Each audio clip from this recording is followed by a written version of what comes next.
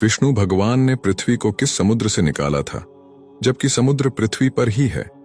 हिरण्यकश्यप का भाई हिरण्याक्ष ने पृथ्वी को ले जाकर समुद्र में छिपा दिया था। फलस्वरूप भगवान विष्णु ने वराह का रूप धारण करके हिरण्याक्ष का वध किया और पृथ्वी को पुनः उसके कक्ष में स्थापित कर दिया। इस बात को आज के युग में एक दंतकथा के रूप में लिया जाता था।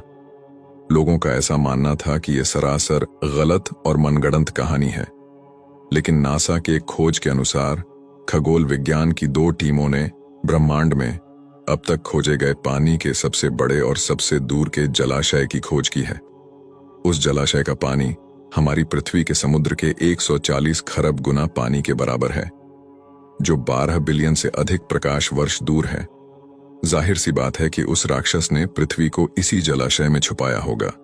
इसे आप भवसागर भी कह सकते हैं, क्योंकि हिंदू शास्त्र में भवसागर का वर्णन किया गया है।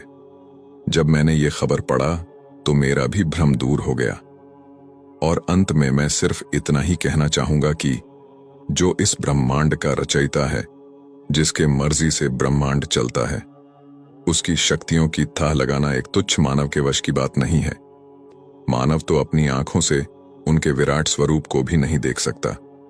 कुछ महान लोग, जिन्हें यह लगता है कि हमारा देश और यहाँ की सभ्यता गंवार है, जिन्हें लगता है कि नासा ने कह दिया तो सही ही होगा, जिन्हें यह लगता है कि भारत की सभ्यता, भारत का धर्म और ज्ञान विज्ञान सबसे पीछे है, उनके लिए मैं बता दूं कि सभ्यता, ज्ञान, विज्ञान, धर्म, सम्मान भारत से ही शुरू हुआ है। अगर आपको इस पर भी सवाल करना है तो आप इतिहास खंगाल कर देखिए। जिन सभ्यताओं की मानकर आप अपने ही धर्म पर सवाल कर रहे हैं, उनके देश में जाकर देखिए। उनके भगवान तथा धर्म पर कोई सवाल नहीं करता, बल्कि उन्होंने अपने धर्म का इतना प्रचार किया है कि मात्र 2000 साल में ही आज संसार में सबसे ज्यादा ईसाई हैं।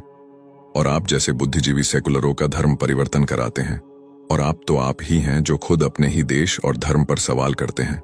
अगर उनकी तरह आपके भी पूर्वज भी बंदर थे तो आपका सवाल करना तथा ईश्वर पर तर्क करना सर्वदा उचित है।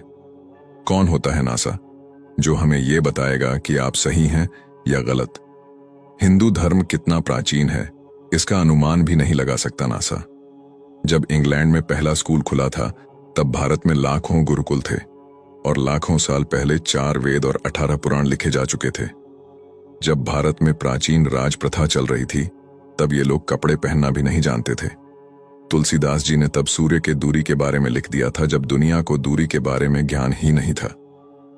खगोल शास्त्र के सबसे बड़े वैज्ञानिक आर्यभट्ट, जो भारत के थे, उन्होंने दुनिया को इस बात से अवगत कराया कि ब्रह्मांड क्या है, पृथ्वी का आकार और व्यास कितना है। और आज अगर कुछ मूर्ख विदेशी संस्कृति के आगे भारत को झूठा समझ रहे हैं, तो उनसे बड़ा मूर्ख और द्रोही कोई नहीं हो सकता। दिन और रात का सही समय पर होना, सही समय पर सूर्य अस्त और उदय होना, पेड़ पौधे, अणु परमाणु तथा मनुष्य की मस्तिष्क की कार्यशैली का ठीक ढंग से चलना, ये अनायास ही नहीं हो रहा है।